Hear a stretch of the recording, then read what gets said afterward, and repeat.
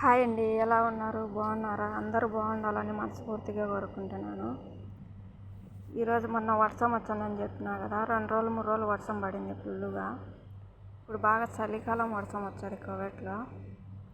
ఈరోజు అయితే బాగా ఎండ వచ్చింది. ఈరోజు అయితే బట్టలు ఉతుకుదాం అనుకుంటున్నాను. వేసినాను ఆల్రెడీ, మిషన్లో వేసినా, తిరుగుతున్నాయి.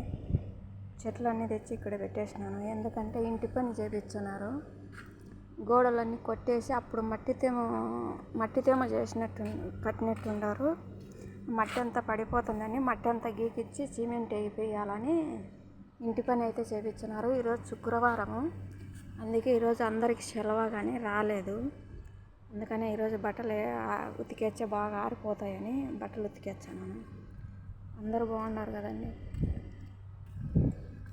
సపోర్ట్ చేసే వాళ్ళకి అందరికీ చాలా చాలా థ్యాంక్స్ అండి. బాగా సపోర్ట్ చేస్తున్నారు. ఇలాగనే చేస్తారని, మాలాంటి వాళ్ళకు కూడా సపోర్ట్ చేస్తారని అనుకుంటున్నాను, చేయాలని కోరుకుంటున్నాను.